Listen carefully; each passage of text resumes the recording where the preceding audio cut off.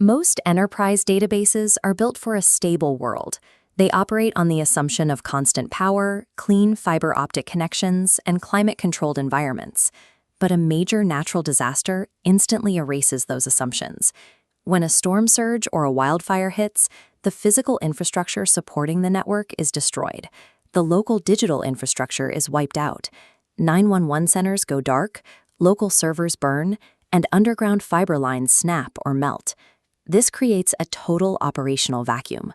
Survivors find themselves isolated in a landscape with no functioning records and no way to reach the outside world.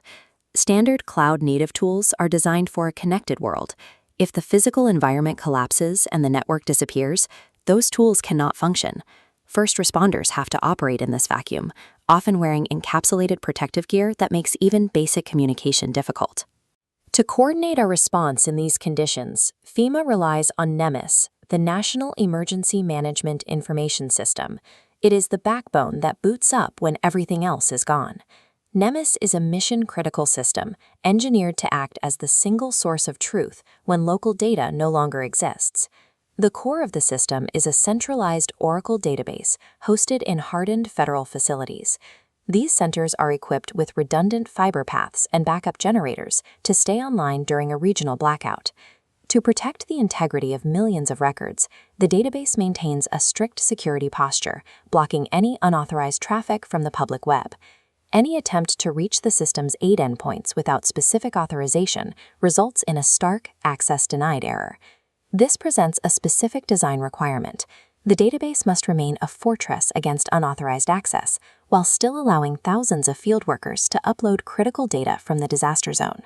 FEMA bridges this gap through frugal engineering, solutions designed to work under extreme physical and technical constraints.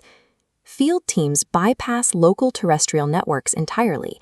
They deploy mobile command vehicles with specialized satellite terminals to create their own dedicated uplink.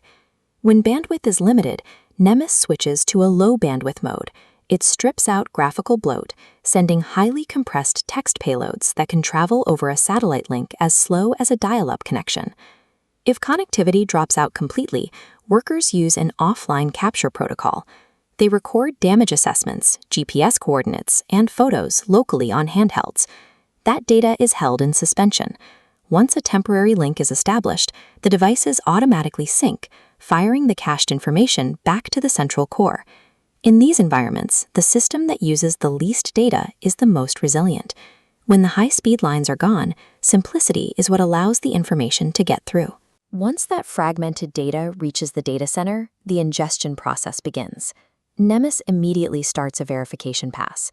It cross-references field applications against secure internal tax records to confirm a survivor's identity. It then checks Social Security records to verify income levels and legal status, ensuring that aid is routed to the correct households. This automated pipeline converts raw data from the field into a verified, actionable plan for recovery. The database then triggers a physical response. It tracks and dispatches water, food, and generators to the exact coordinates where they are needed most. It also manages the financial output, executing the direct deposits and housing grants that allow people to begin the work of rebuilding. Because the entire recovery operation is routed through this engine, its uptime is a critical bottleneck. If the database goes offline, the logistics chains for water, food, and funding stop moving immediately. FEMA engineers designed NEMIS to be the first system that stands back up when everything else falls down, the invisible architecture that maintains the flow of resources until the physical world can be restored.